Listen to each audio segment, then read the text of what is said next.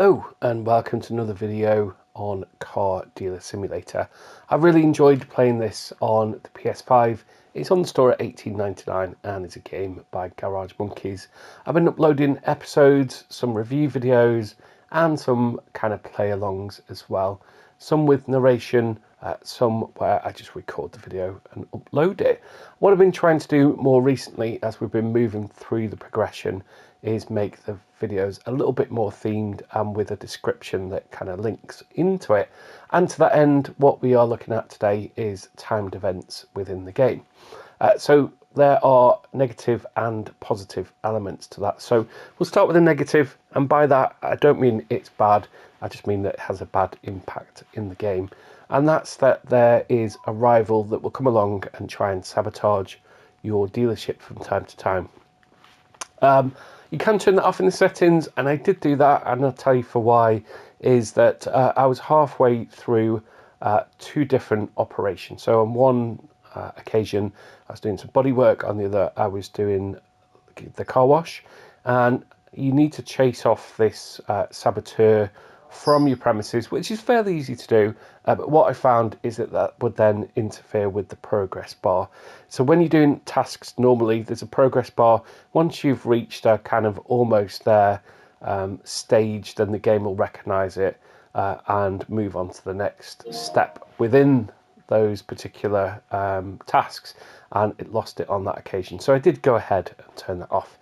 The other thing that we have are messages via our PC, and they tend to fall into two different categories. So the first one is exclusive deals. Now, what I would say is, the obvious question is, are they worth it? And yes, if you then meet the criteria. So they are timed events. You'll get a little countdown that says you need to accept or reject within a certain timescale. Now, what I did is, because I didn't have the cash at that point, I left the message. I then managed to sell the car on the yard, went back and accepted the offer. That meant that the person came to the dealership, but the price had gone back up to the full asking price, which was almost $10,000 more than the discounted price that was on offer. Now, the problem there was that then the only option I seemed to have was to accept the deal as they were offering it to me. And my partner, I probably mentioned in other videos, also plays and enjoys this game and had a similar experience where unfortunately they couldn't accept or reject the offer, and the person just used up one of the spaces, meaning that you can only sell 3 vehicles at a time instead of 4.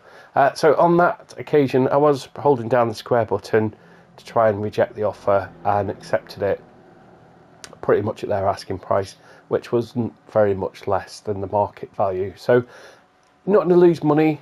You can still do a bit of work as with the other flips and make a little bit more as well. So it's not the end of the world, but if you are going to accept those offers, do make sure that it's within the time, which I think appears in the top right of the screen. The second aspect is probably the best one in terms of pure profit. So we will get notified of abandoned vehicles around the world map.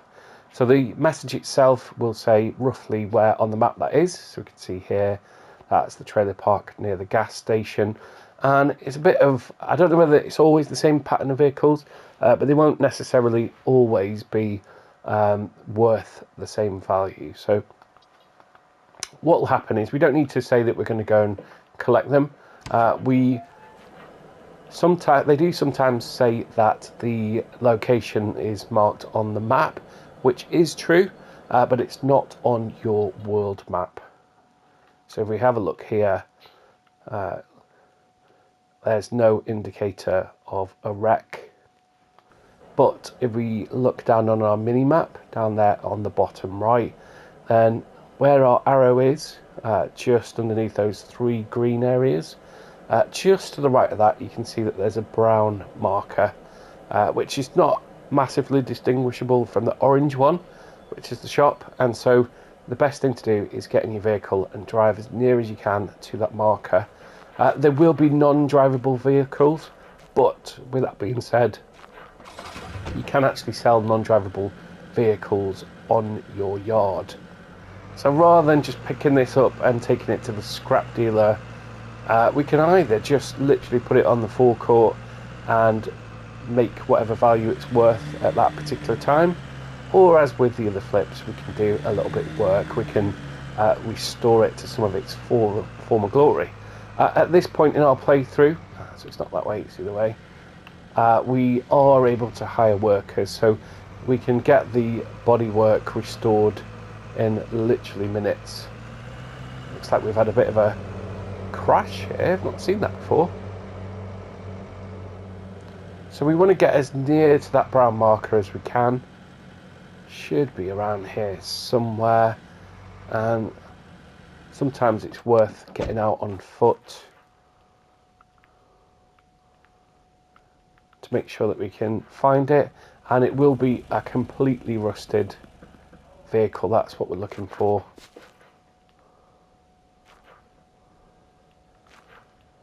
And they can be more difficult than you would think to spot. Actually, it looks like, although that marker is shown there, this is the one. So this is a striker, I think they're called. So once we get into it, we're claiming that vehicle, but as you can see, it's not drivable. So we'll get back in our truck and we'll go and collect it.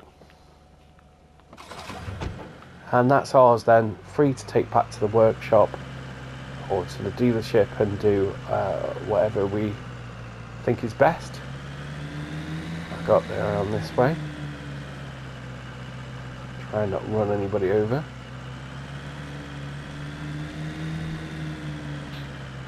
Yeah, they've taken the long way around here. Have a bit of rough terrain as well. There it is. So reversing can be a bit tricky. So what I'd recommend is, if you're collecting cars from further locations and that's why you're driving, and not going on foot, then you can actually get your trailer fairly nearby and then drive the vehicle onto it. In this instance, we can't do that because it's non-drivable. Let's straighten this up a bit. And then once we press down on the pad, then you see the ramps extend, and it's quite forgiving, as you'll see. That's on. We can take that, as I say, back to the workshop. That's fairly nearby. We'll get our scanner out when we get back to the dealership and see what it's worth in its current state. And that should just about cover the kind of timed events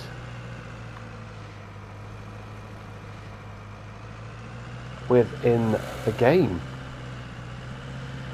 Please do let me know if there's a format that is preferable. I'm trying to mix it up a bit, and I would like to move on to live streams as well. And if you have watched a couple of videos, apologies that I keep banging on about that, but it's just another forum to capture content quite easily, and hopefully actually have some interactions with people that watch the videos. Okay, so here's our vehicle. We picked it up. It's free. It's not cost us anything. If we were to sell it in its current condition, £1,819. That's not a lot. I appreciate that. That's because of the vehicle. Now, I don't know whether they always run in the same sequence, but in a previous one, I got a previous abandoned vehicle was a van, and I think that was worth about £8,000 even in its quite sorry state. So these, if you wanted to restore them completely, are going to be really costly and time consuming unless you've got staff, because pretty much everything on that vehicle is either missing or not installed. So that's a fair old investment. I'm not sure what the top end price would be for one of these particular types of car. But again, if you are looking to trophy collect, then you would need something in a 100% condition. So I would suggest that maybe if you pick up something a little bit rarer that you don't always see on the marketplace, that these could be good project cars to restore in between the flips. What I'm going to do for this one is I'm going to hire or pay some staff to do the body work. I'll then wash it myself. So the next video is going to be one without any commentary. I have mentioned in another video that was going to be the approach, and the aim there is going to be to then go and get vehicles that require some attention on the body work, and therefore there's more profit margin so that we can push through our reputation progression and of course our dollars. So the aim would be to get 4 different vehicles, get somebody else to do the body work, for me to do the washing and cleaning, and get them onto our forecourt and see where we land. So that's where we're at as the series as a whole. If that sounds good, then do please check out some of the other content. There are other games as well, mainly PS5 things. There's a few different videos of games that were on the PS Plus subscription service, where I just kind of had a look at them. I do have to download them, unfortunately, first, so I can stream some of them via my portal, but you can't capture the content, and that's the reason that I've not kind of just purely gone through the whole of the games catalogue just to give a rough first impression. There's an awful lot of content on there. Some of that is AAA content, which I kind of experienced when the games first came out, so I've not revisited them. They tend to be kind of massive open world games, and I don't really have much time to be able to do that sort of gameplay. There are a couple that have dropped this month which maybe I'll have a look into, and then put some first impressions videos up. I think the subscription service overall is excellent value for money. It's a bit light on the VR content, that's the only downside, but yeah, there's plenty on there. And I did also, I'll just before I sign off this video, make a video which does actually do what it says on the tin. Not that the others don't, but you can play PS5 games without buying a PlayStation. If you're interested in that, do please go and check that out. I think I've put that in the title. So I'll give you a clue. You will need a PlayStation Portal. That's significantly cheaper than a PS5 itself. But do please go and check that video out, because it is nice to be able to pass on some hints, tips and tricks, as well as just kind of capture games as I play through them. As always, thank you very much for watching, and if you could be one of those 25 wonderful people that hit the subscribe button so that I can live stream, I would very much appreciate it.